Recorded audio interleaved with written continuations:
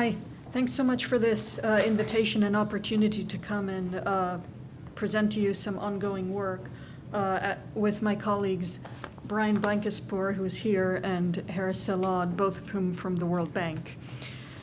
And essentially we are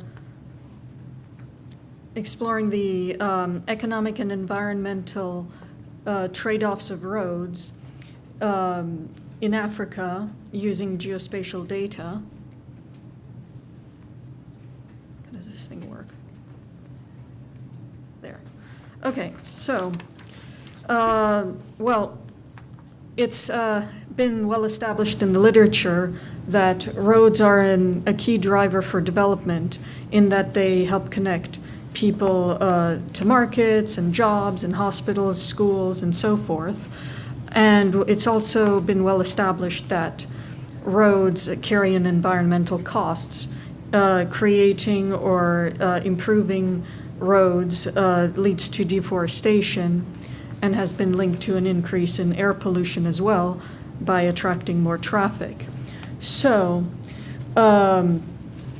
what motivated this study is the fact that the environmental costs are rarely or inadequately considered by policymakers, and this could in part be by lack of information or difficulty in measuring the expected impacts.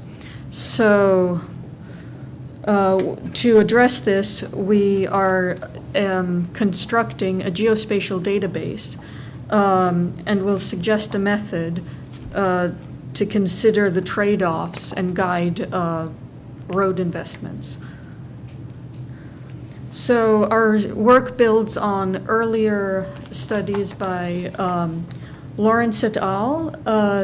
Devised a global strategy for prioritizing road investments, which considers the benefits in terms of agricultural production and weighing that against environmental costs to biodiversity loss and deforestation and such.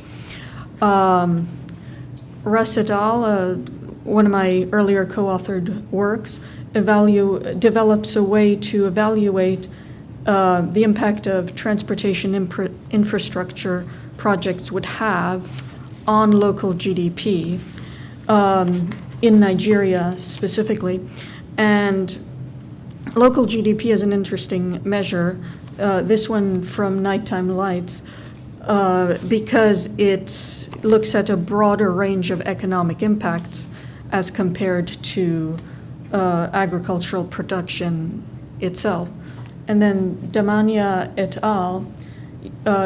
Implement the same method from Russ et al. To simulate the impacts not just on local GDP, but also on deforestation in the DRC. So what we're interested in doing is moving this trend forward by linking the rigor of the latter economic research papers and bringing that to a more global strategy, and starting with Africa. So here's a brief summary of the databases that we will be using. Some of these are off the shelf and others are have been prepared or are being prepared by my colleagues at the World Bank. So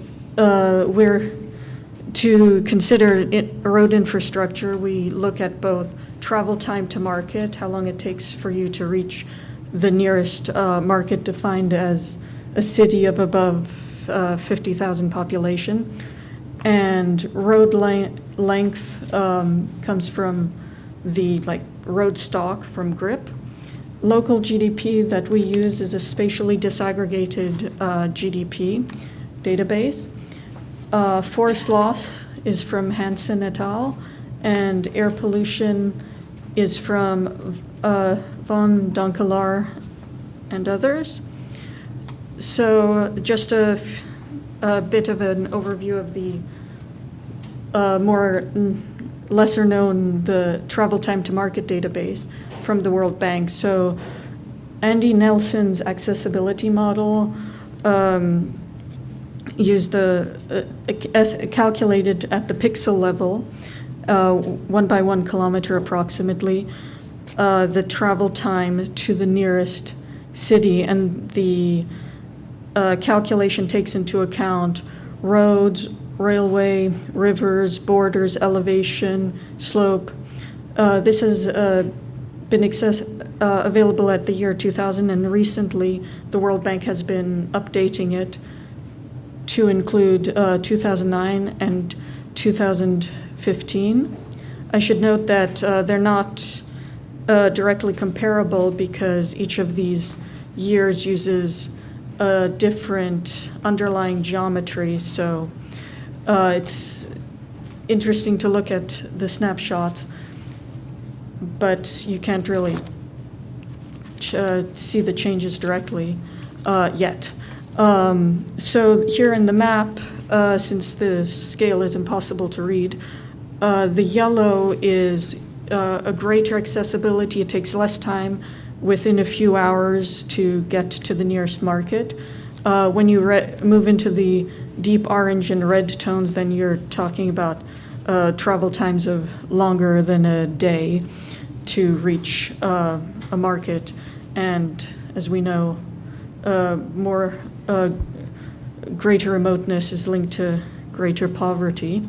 And Africa has particularly terrible road networks, as well as is very rich in biodiversity and forest and such. So here is a map of the local GDP data that we use, which is, as I mentioned, GDP disaggregated using population data from satellite imagery to spread it at the pixel level. And for more on this database, I refer to an earlier working paper with my co-authors Blankespoor and Salad. So using these databases, we estimate starting with the economic benefits of road improvements. So when you improve a road, repaving it, you of course would reduce the travel time to the nearest market, which is then linked to, you would expect it to increase local GDP. So here we estimate on the left-hand side local GDP in the year 2009, and we relate that to travel time in the year 2000, and controlling for country-level dummies. Similarly, to consider the environmental costs and ecological destruction, we look at air pollution on the left-hand side, and alternatively deforestation. And here we relate it to road stocks, like the kilometers of road available in the pixel. And the reason would be that, well, it's easier to interpret that the more roads you have, the longer the road, the more deforestation, and similarly air pollution. So here some preliminary results relating local GDP, or gross regional product, to travel time. We see a significantly negative correlation. So the closer you are to, the less time it takes you to reach the city, the higher your GDP would be. And the more, on column 2, the more roads you have, you would expect, as expected, have higher GDP, and they're both highly significant. Moving on to the pollution. Here, again, this is for within Africa, and here we focus on urban areas, looking at the impact of road stock on air pollution. And here again, we find a positive and significant effect. So, as expected, roads increase air pollution. And then here, focusing instead on the rural areas, we find that roads do increase, are associated with deforestation. Now, considering these three elasticities, it's a bit hard to compare and contrast them because, for one thing, local GDP is in dollars, deforestation in hectares, and air pollution is in particle matter. So where we're hoping to go from here is applying the methodology from Russ et al. To simulate the impact of a proposed road improvement project.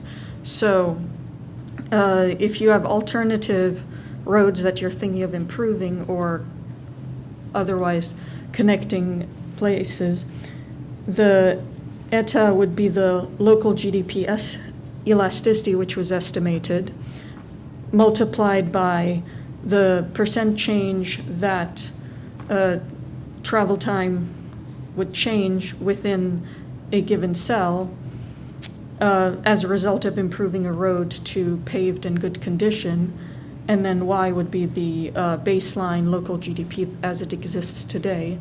So just to give an idea of what something like that would look like, this is from our earlier paper, Russ et al., where you've got three alternative roads, and improving all of them to good and paved condition would boost local GDP in those areas. In the darker the greens, closer to the coast, indicates a larger boost to local GDP.